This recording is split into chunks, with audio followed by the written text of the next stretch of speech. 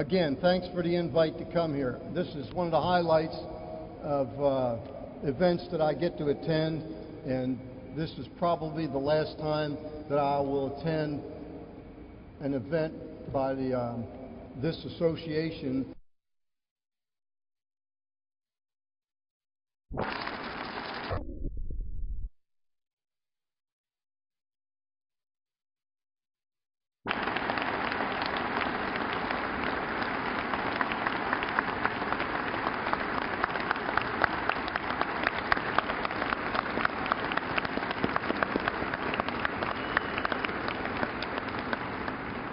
Now you can sit there and have that chair, but you got to listen to the rest of the speech.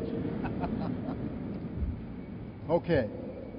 Again, thanks for the invite to come here. This is one of the highlights of events that I get to attend, and this is probably the last time that I will attend an event by this association as your chief of the National Guard Bureau.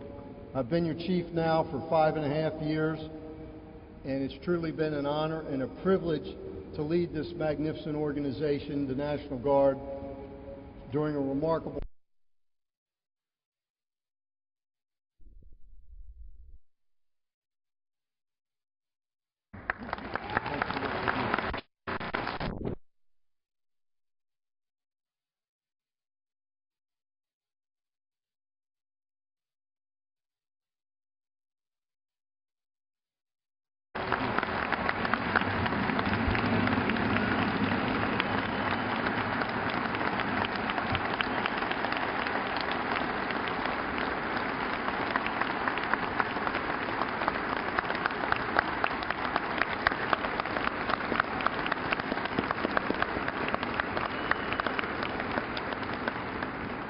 Now you can sit there and have that chair, but you got to listen to the rest of the speech.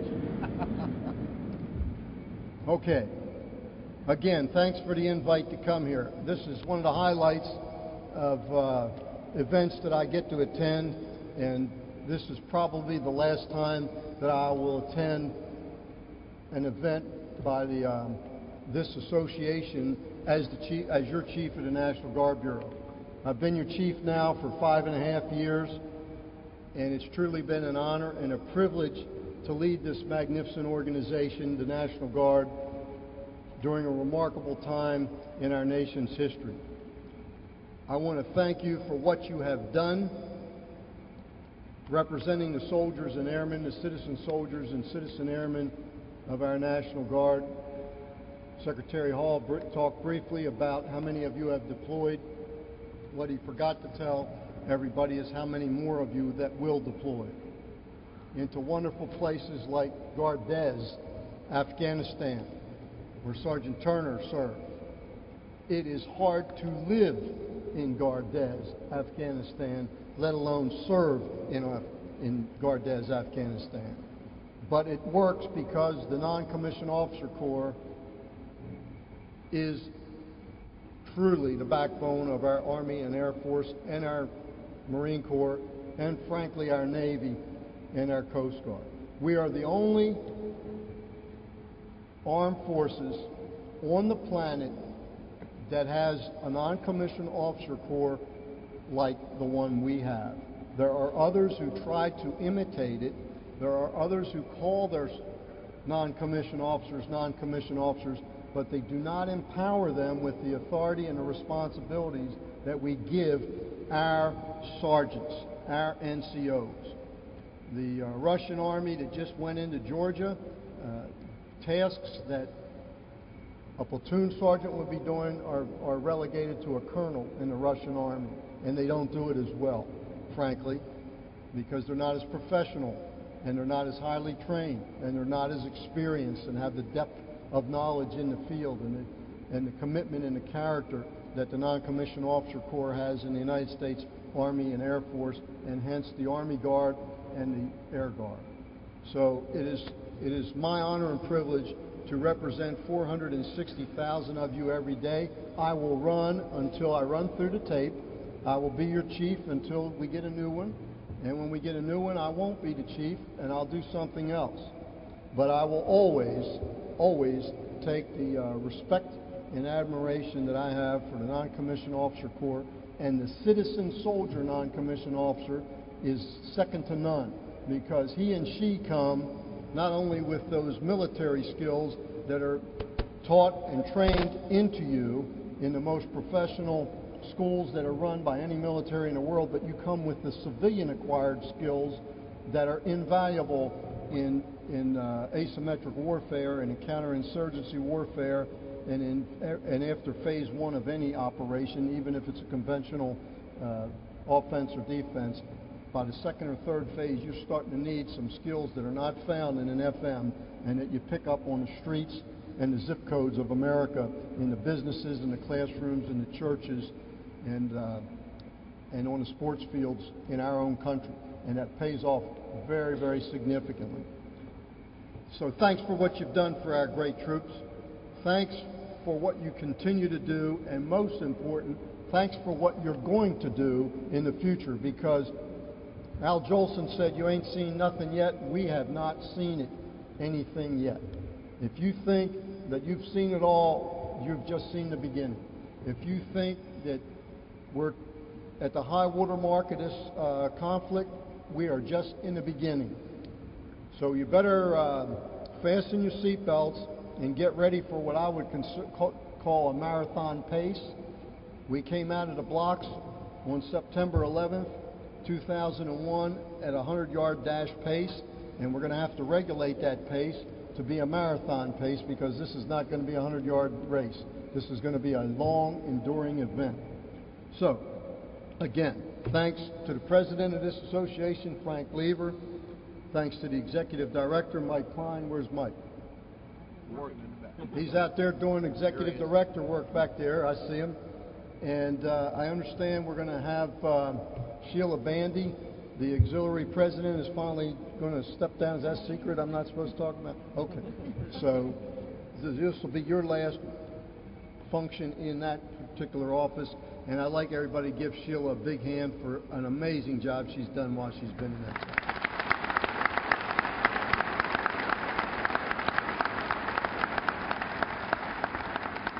Secretary Doug Simpson, and the Treasurer John Helbert, and the past president, and my camel riding companion Ed Brown over there. I'll tell you about that sometime. And the adjutants general that are here. I'm glad to see so many adjutants general in the audience. That tells you just how much they appreciate and recognize your value as well. And the state command sergeant majors and command chiefs, where are you? Sound off. Good. Good. Glad to see so many of you here. All right. September 11th, I alluded to that, was a day that happened about 7 years ago, and it was an abrupt, horrifying, and numbing wake-up call for the Minutemen and women of the National Guard. It was a call to arms to support and defend America, our freedoms, and our very way of life. The National Guard, on that day, on that morning, set out on an irreversible course towards the largest military transformation in modern military history. With no notice, from a standing start, you changed the National Guard from a strategic reserve to an operational force, truly becoming the 21st century Minutemen and women, and you have never looked back 1 minute in that whole 7-year period. In May 2003, I became your chief, and you saw the birth of the National Guard Joint Vision that was talked about a little bit earlier by Command Sergeant Major Dave Hudson. We all thought that we had to reevaluate how we did business. We had some hard choices that we had to make to ensure we could do two things. We could defend the homeland and support our governors, and second, and most important, support the warfight, providing trained and ready airmen and soldiers to the Army and Air Force in a period of persistent conflict that has lasted now 7 years with no end in sight. Today, our vision remains clear. Our work together has produced remarkable results. Your National Guard is better manned today than ever, better trained today than ever, better equipped today than ever, and it's the most experienced and professional National Guard in the 372-year history of our country, of the National Guard. Our country's not as old as the National Guard. 372 years, going back to 1636. You cannot find a better quality force, a more professional force, a better trained force, a better equipped force, or a more ready force, or a more committed force. We are more ready, more reliable, more relevant, and accessible today, and more essential than ever before. Yet much still remains to be accomplished. We can't rest on our laurels. The job is not done. The National Guard must remain able to meet the dual mission commitments for our state and federal government, our civilian and our military leaders. It must be capable of a rapid and effective response both here at home and abroad. We must leverage our joint forces for both missions, the home mission and the abroad mission. We must meet our community, state, and nation's needs. We are the only armed force that has to do that. We are unique. We are dual mission, D-U-A-L. It means we have two missions, state mission and a federal mission. And they blur because defending the homeland has become something different today than it has meant in the last 150 years.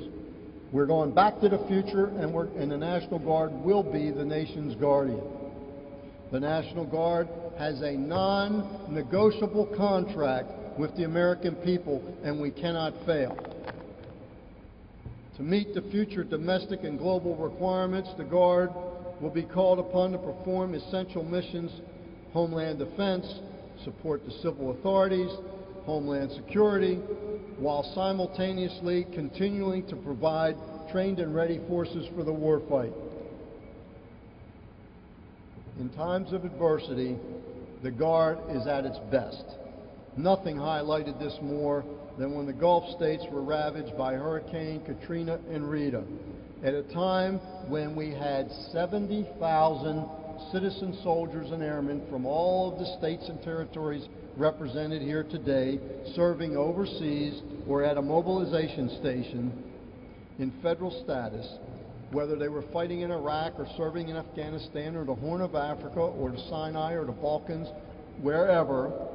Your Guard was still able to marshal and deploy the largest, fastest, most effective military response to a humanitarian disaster in the history of the world. It was never, ever duplicated, it has never been exceeded, and it was performed by the National Guard. It was not ordered by the Secretary of Defense, it was not ordered by the President, it was not ordered by the Pentagon. When you were needed, you were there.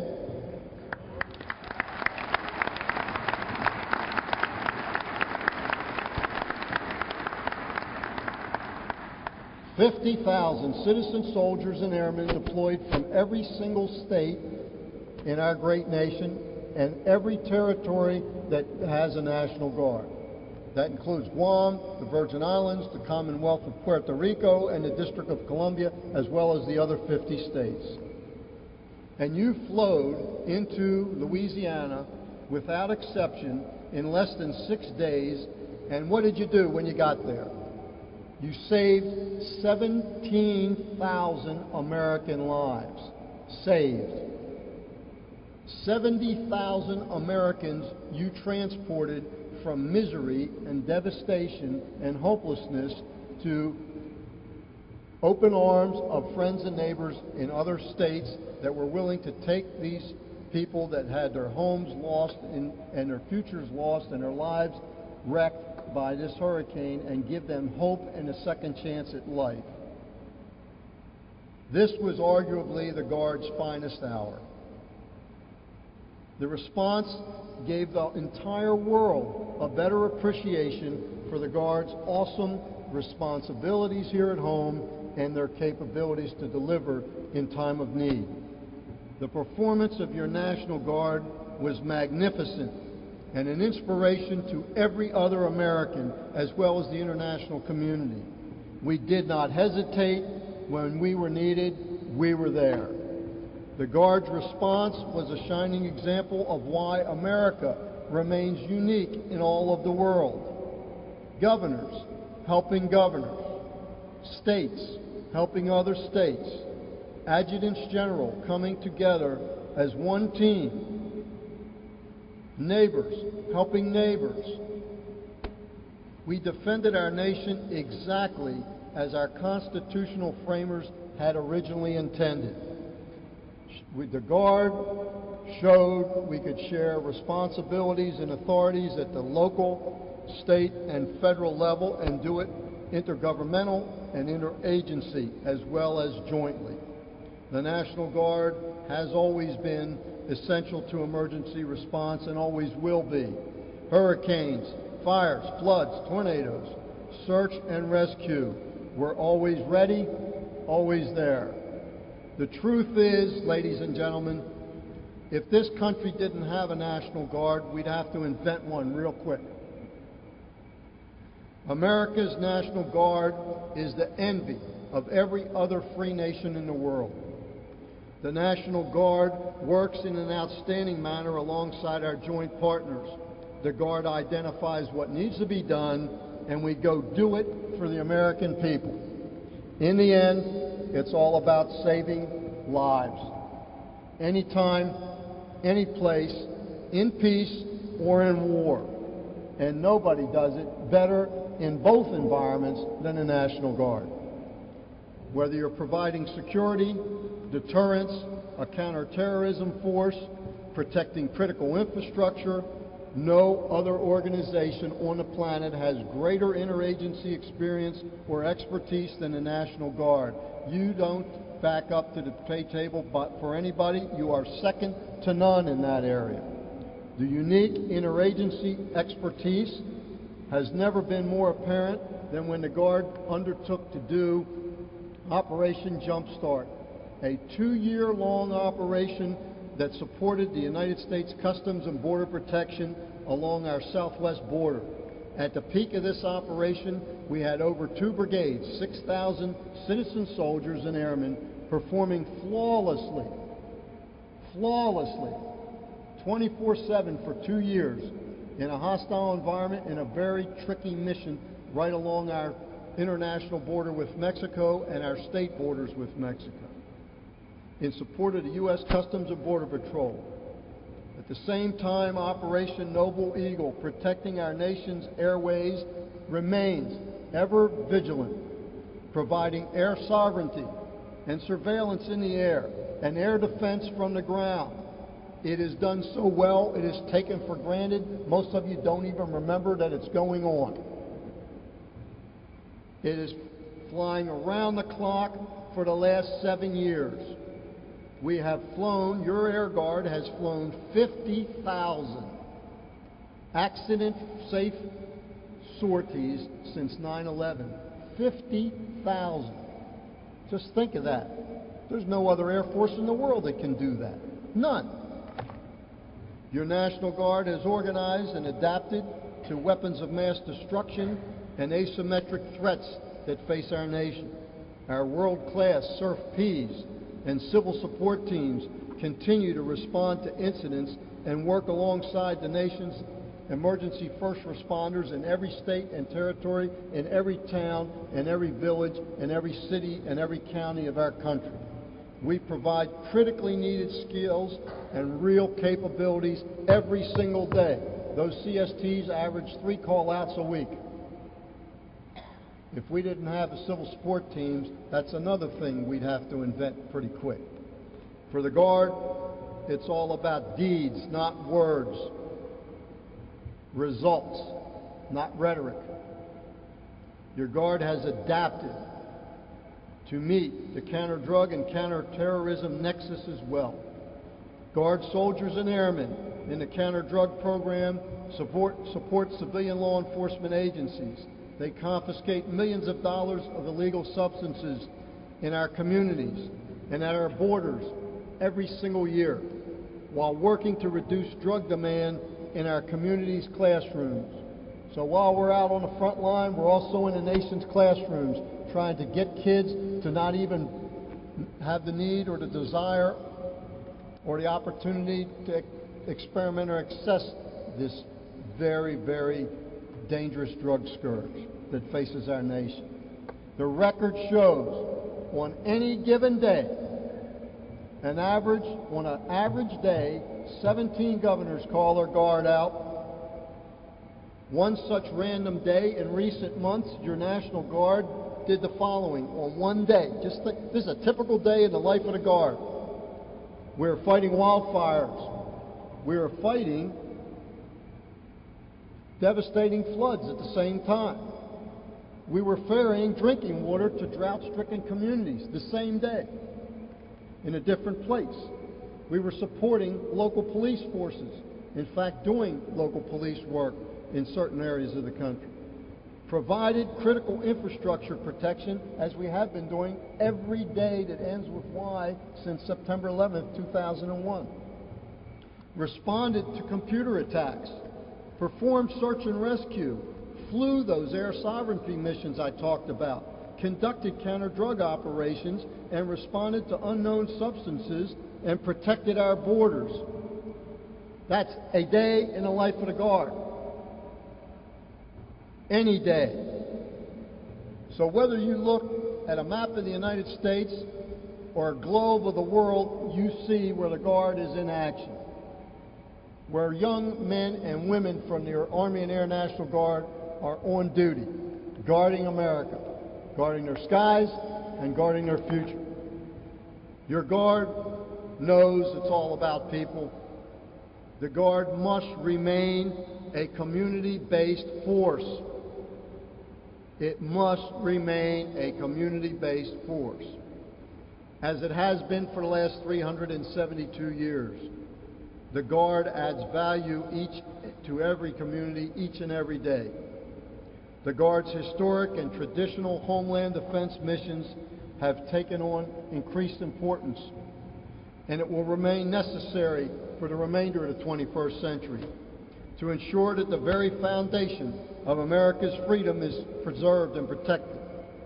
The National Guard and United States Northern Command must be essential partners, thus enabling both organizations to fulfill their promise to the nation.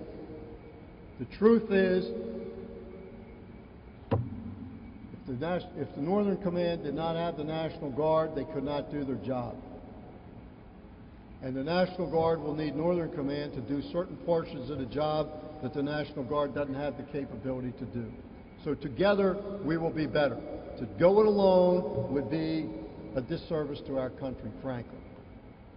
It is true we have at times been stretched and tested both here at home and abroad. Yet even with the great op-tempo at its highest, we did not walk away, nor will we walk away from our domestic obligations.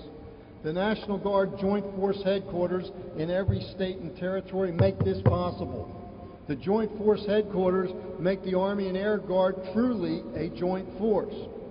Because of those 54 Joint Force Headquarters in every state and territory, you have a joint family program that has been expanded to serve military families from every component and all services: Army, Navy, Air Force, Marine Corps, Coast Guard, Active, Guard, Reserve. It doesn't matter. The Joint Force Headquarters wraps their mantle of support around all of them.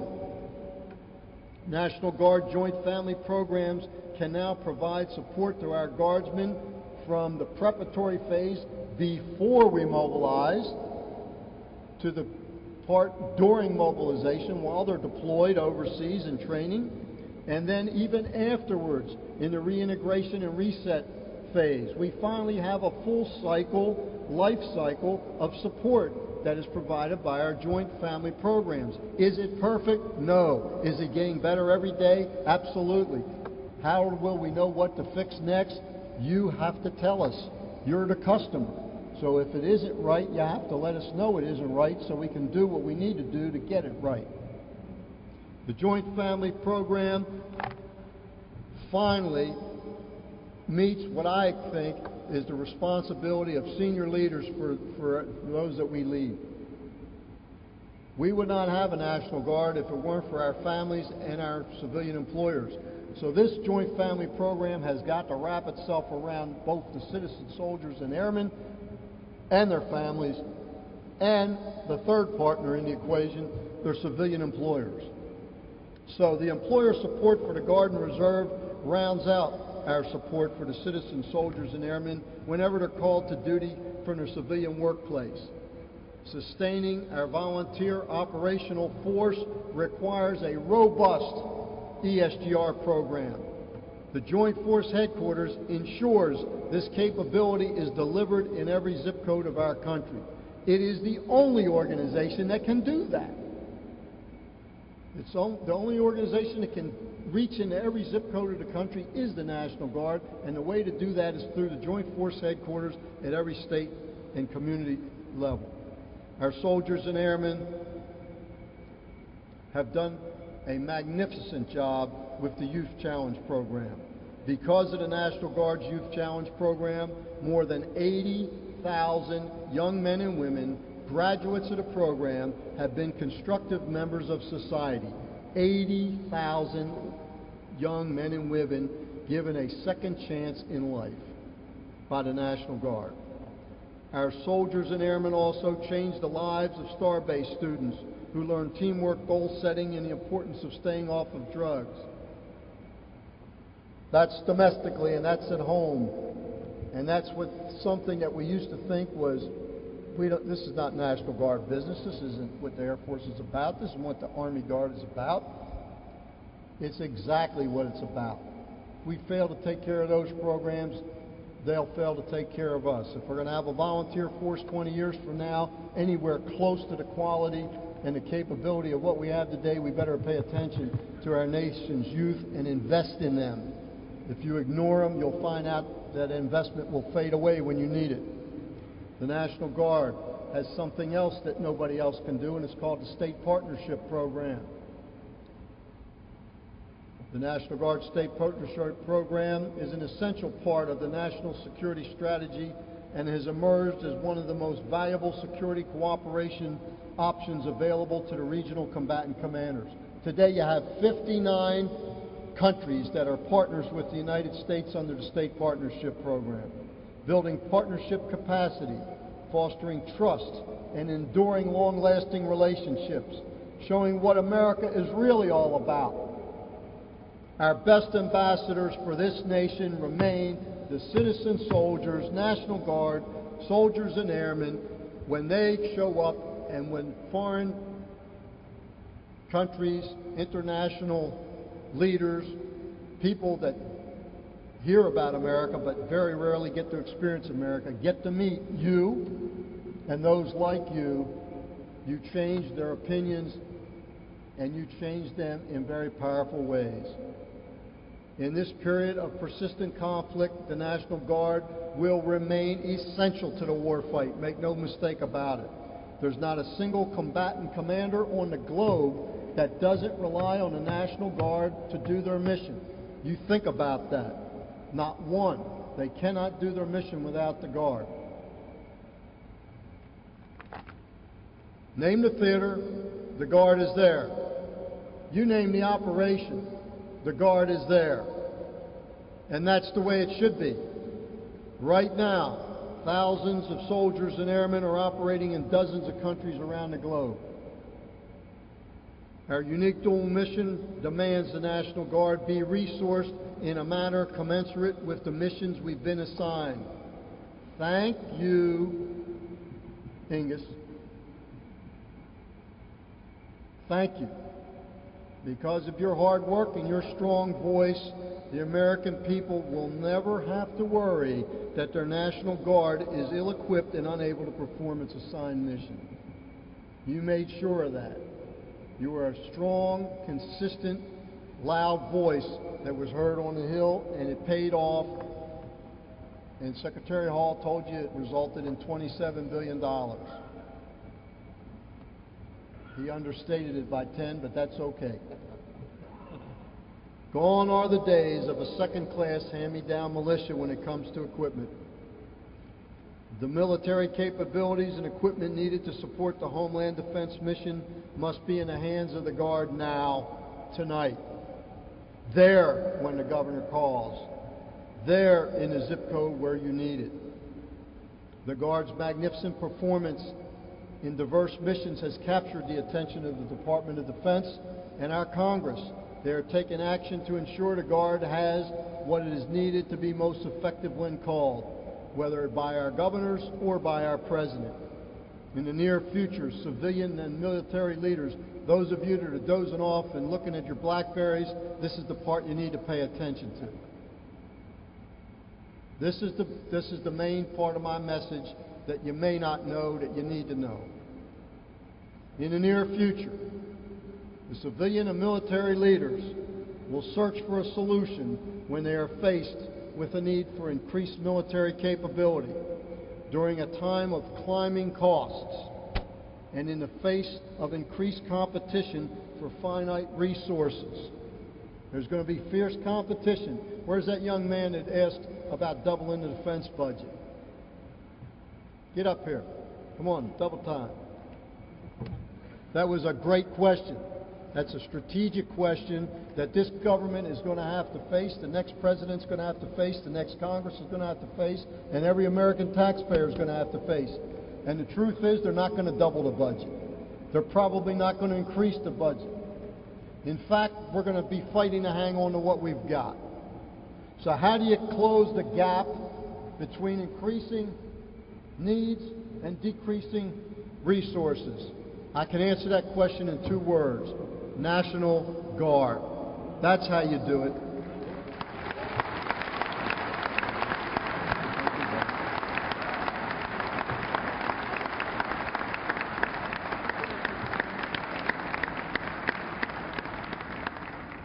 Why do I say that? Because with the National Guard, this nation gets world-class, round-the-clock response capability here at home and abroad on a fraction of what it would cost to maintain those capabilities on active duty. Sure, the planes cost the same, sure, the trucks cost the same, but the people are the biggest part of the cost. And we don't cost the same. We only cost the same when you use us. And it better stay that way. We should have exactly equal pay and exactly benefits when we're doing exactly the same work. But when you're not, and you're back at home, and you're back in your job, your civilian job, you are maintaining your capability on call for a very fraction of the price. And you're living in your house. You're not living on government housing. And you're shopping in local stores and building an economy. You're not living off the commissary. And you're paying your own gas and electric, cutting your own grass, taking out your own trash, and all the rest of those things that Americans do. And when they call out you because of that, they call out America. And that is something priceless. This is a fundamental truth that was revealed in the final report on the Commission of the National Guard and Reserves.